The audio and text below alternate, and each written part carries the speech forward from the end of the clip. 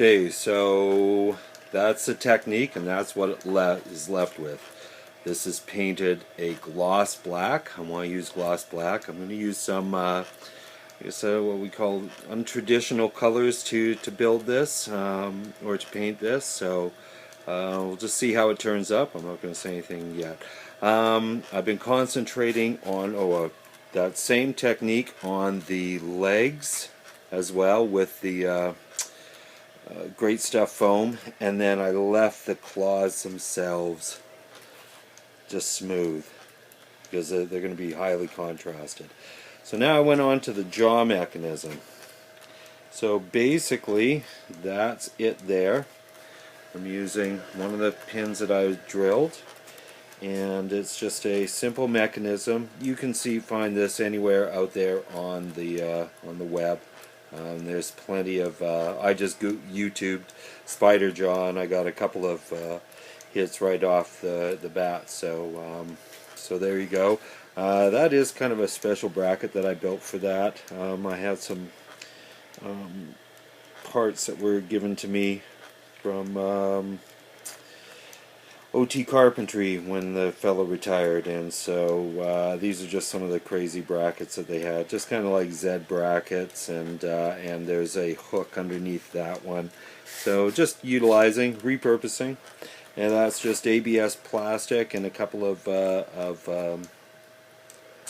ABS plastic for the jaws, and just some aluminum that I fashioned into that.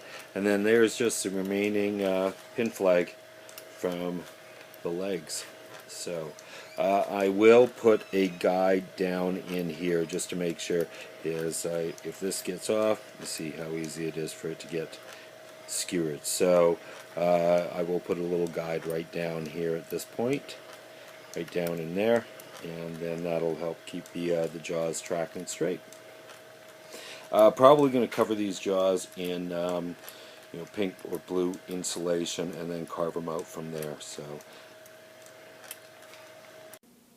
okay, so I covered those dollar store strainers in heavy duty duct tape, black duct tape, pretty thick stuff. Now I have done the same foam technique. And I've also wrapped up, bought cheap sunglasses from the dollar store, popped the lenses out, and sanded them down to a somewhat round finish. And now I've popped them on eye pods, as it were, eye stalks. Again, using Great Stuff. And the reason I wrapped them in saran wrap is I don't want it to get onto the lens, but I want a shape to be in there to accept the lens, so that it can be glued at a later time. So it is. Oh, I also cut the mouth out on both the upper and the lower portion of the jaw. There's one more shot of the mechanism. And basically all that is just a bracket to hold the mechanism in place.